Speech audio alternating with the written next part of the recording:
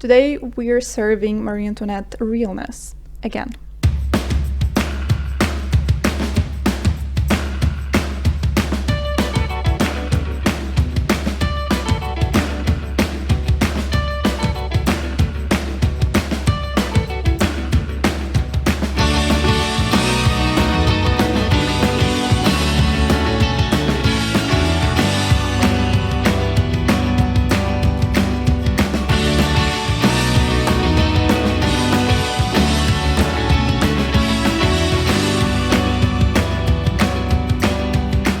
Good day, my distinguished besties. Today we will take a promenade through one of the most iconic, fashionable, cake-eating, strawberry-picking, and revolution-igniting queens of all time, the OG cottagecore girly, Miss Marie Antoinette. Following one of my videos that you seem to particularly enjoy, the one in which I dissected the movie Marie Antoinette, directed by Sofia Coppola, today we will look once again through her style, countless chemises, pannier skirts, and puffy hairstyles, but through the lenses of today.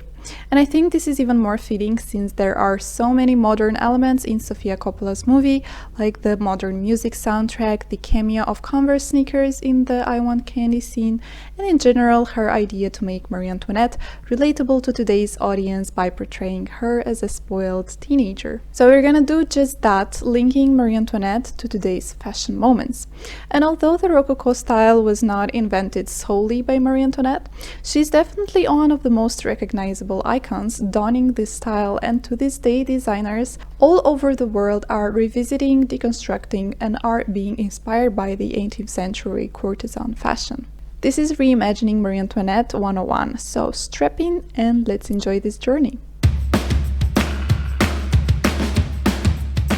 When I think of modern Marie Antoinette, modern Rococo, the first thing that comes to my mind is definitely Vivienne Westood, especially her 1995 fall-winter collection called Vive la Cocotte, using the Carousel du Louvre in Paris as a location. In it, the models are seen wearing their hair in ringlet updos with a white cast over the face and red lips drawn into a tight pucker, and Westwood was inspired by the French salons of the 17th, 18th, and 19th century. Compared to her contemporaries that used minimalist style on skinny girls with skinny strapped slip dresses, Westwood clothes showed an intricate amount of tailoring. She was accentuating the feminine silhouette not by making the waist smaller, but by adding padding in the foundation garments. She would say, you don't always have to wear the foundation, depending on your mood, but if your mood's the right one and you do wear it, well, it's really true that La Cocotte can stop the traffic. Especially the last looks of the runway with the pompous dresses, the frills, and the corsets is a direct homage to that era. I really love Vivienne for her meticulous researching and referencing of different eras and styles. Besides her being the literal queen of punk and inventing and popularizing ripped fishnets, safety pins on clothes, and the checkered shirt, inspired by the Scottish national clothing and who every Tumblr girl wore in 2013. Even I have one from my punk era, and yes, I did have a choker all black space bun Tumblr girl era, but Westwood is also an avid advocate for climate reform, using her fashion shows as political statements. She says, "My manifesto is about culture and is against consumerism, and I believe that pursuing art gives you this wonderful anchor. You can engage in politics, you can get a view of the world, and you always feel like you are making personal progress." But today I want to talk more about her Rococo era, because I find that one of the most endearing. Another notable collection of hers, she was inspired by François Boucher, an 18th century French painter known for his idyllic and voluptuous paintings on classical themes. Marquise de Pompadour, a mistress of King Louis XV, was a great admirer of his work. She is also referred to as the godmother of Rococo, and Boucher was central to the expression of her persona. I especially like this portrait of hers, in which in one hand she holds a hat, and in the other she holds a pearl necklace with the portrait of the king, symbolizing the relationship on which her status depends. Boucher was also called quite often to design the court festivities activities held at Versailles, like the opera stages, and this also cemented his reputation. Vivienne Westood chose Boucher's paintings to be immortalized on her corsets. I was really intrigued to find out that F.K. Twigs, one of my favorite artists, is a great collector of this collection.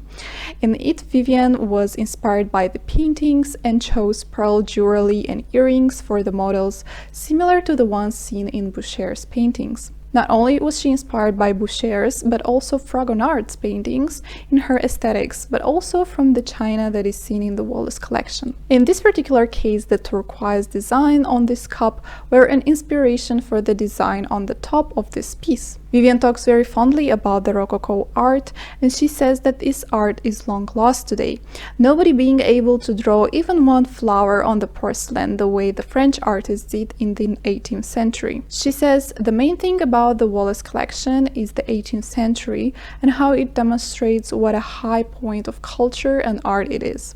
It's the whole thing, the furniture, the snuff boxes, everything in here is a treasure, and it's like I made this jewel box for the jewels. Jumping to 2020, the fall-winter ready-to-wear Moschino collection is another classic when thinking about Marie Antoinette, but make it modern. In it, as a Vogue article puts it, Jeremy Scott, the creative director, is clashing his Marie Antoinette panier dresses with the most emblematic women's wear garment of the radical 1960s, the miniskirt. We are seeing here gold brocade on denim, toile de joue, which are linen printed with landscapes and figures, for which the factory near Versailles was famous for. Some other references we see here is the Harajuku style from Japan, and obviously the big hair that the models donned on the runway. And although Jeremy Scott is trying to fit in a bit of political commentary about how crazy the world was in 2019 with the Brexit and everything, it starts sounding almost comic 3 years later with the panna cotta still roaming around. But ultimately he says that this particular collection is a moment of relaxation and joy for the viewer, a moment to be silly. He says, even if you continue to fight, you need that moment of joy. We all need something uplifting. My role on this earth has only ever been to spread joy and bring happiness. And in this case, the look finale was teased in this invitation where he wrote, "Let them wear cake." I find it really interesting how commentary of his collection includes phrases like pure sugar rush and empty fashion calories. And it really reminds me of the critique to Marie Antoinette for her frivolous, extravagant and wasteful taste, while the common folk was struggling. Nevertheless, this collection brings a silly note into the Rococo style, and because it is Moschino, there is still that campy avant-garde note that I think fits really well with Marie Antoinette's spirit. What I like the most is that I don't only see Marie Antoinette on the runways, I see them a lot in smaller brands as well, or just people channeling her style for their enjoyment. One such brand that I really like is Selkie. They have puffy dresses, puffy shoulders, and even puffier hairstyles.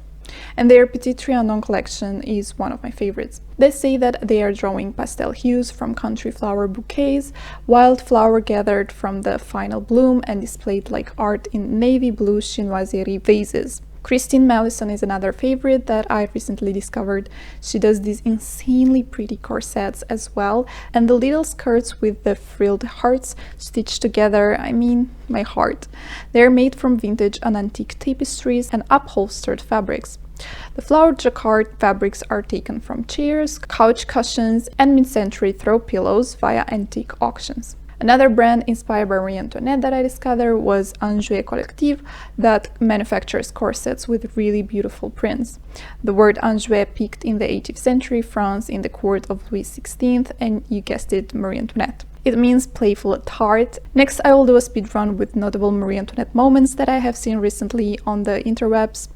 Recently, Chloé Pearl has also started a lingerie line inspired by Marie Antoinette, at least in accessories. Minale had this Marie Antoinette inspired birthday party that was really iconic. Candy makeup artist made this incredible gown inspired by porcelain. If you know other Marie Antoinette moments that you absolutely love, please post them in the comments, I'd love to see them. In the meantime, let's end this little intermezzo and get back to more runway moments with Marie Antoinette. This collection as Chanel of the Cruise show in 2013 under the creative direction of Karl Lagerfeld is another stylistic nod at Marie Antoinette's pannier dresses. The show was under the playlist of Mia singing Live Fast Die Young, Bad Girls Do It Well, which might have been Marie Antoinette's favorite song if she lived a few centuries later, and on the runway we could see puffy dresses, reinvented in denim ruffled cuffs, gold platform trainers, and short shorts. A lot of people were saying that they find it hard to understand how floor-length tweed skirts are something to be worn in the summer of a cruise. However, I do find it interesting how they try to dress down the Marie Antoinette look into something that could be worn today daily. The show took place with one of the fountains of Versailles in the background, and the model's beauty looks had a Chanel logo put under the eye as a beauty mark and bows in the hair. Lagerfeld said that he wanted something floaty and frivolous. Frivolity is a healthy attitude, he said after the show.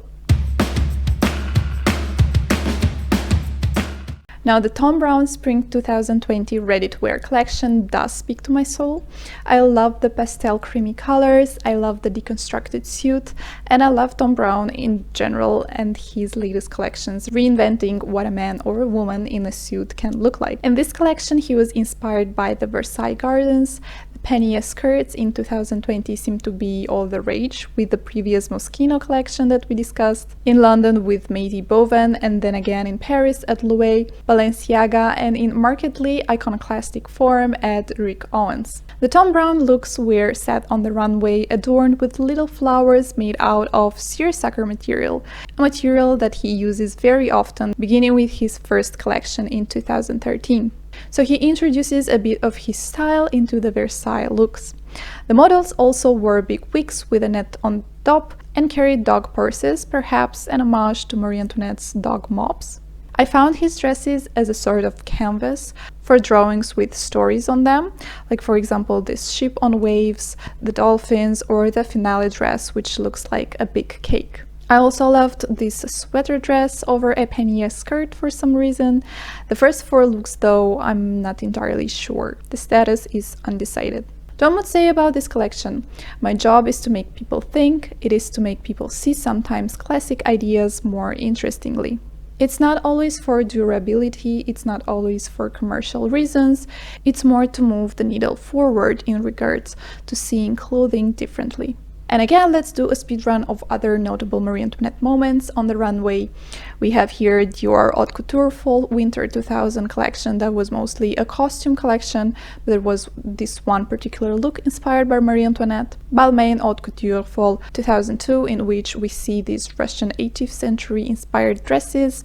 Alexander McQueen Spring Summer 2005 with mostly Edwardian inspirations, but with this pink mini dress with panniers and a teeny tiny crown that this model is wearing.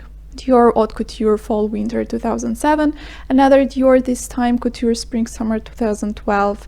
John Galliano does love a ball gown. Yohji Yamamoto Spring Summer 2012, Oscar de la Renta Spring Summer 2013, Madame Kirchhoff Spring Summer 2012, Rihanna at the Fenty X Puma Spring Summer 2017, and Simone Farosha Fall Winter 2018. And now let's talk about, I'd argue, the most important designer, although not a contemporary one, but I think she captured Marie Antoinette's style the best because, well, she made all her dresses. Marie-Jeanne Rose Bertin was a French millionaire or marchand de mode, and she's known as the dressmaker of Marie Antoinette. She's also the first celebrated fashion designer and brought French fashion to the front of popular culture. She was apprenticed to become a millionaire from the age of 16 in Paris and eventually opened her own dress shop there.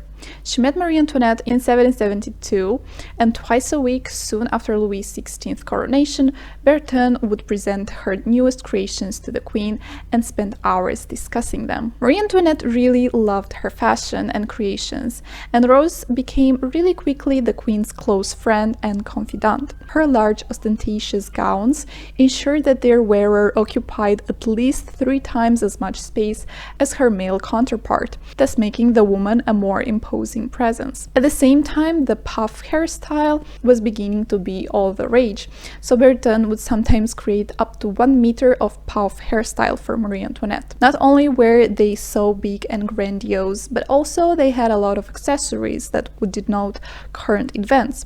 For example, Marie Antoinette once wore an inoculation puff to denote that she convinced the Dauphin to get vaccinated for smallpox. Maybe we should start doing that now as well with a panna cotta. Rose Bertin not only dressed Marie Antoinette but also Marie Antoinette's dolls that she would send as gifts to her sisters and mother in Vienna. These dolls, called Pandore, were couriers of the latest fashions around the world. Basically, they were the equivalent of live streaming the fashion shows around the world. In the future, these dolls were replaced by fashion magazines. So from Rose Bertin, Vivienne Westood, Moschino, Chanel, Thom, Browne, and the others, I really like how Marie Antoinette's style is invented and reinvented in the modern days. The Rococo style has started developing 40 years before the coronation of the Queen, and there are many more prominent French courtesans that evolved the style, like Madame Pompadour and Madame du Barry. So this is just a small fun video on some of the collections that I found and some of the inspiration from Marie Antoinette. Thanks for tuning in, have a great day, and happy holidays! Did you notice?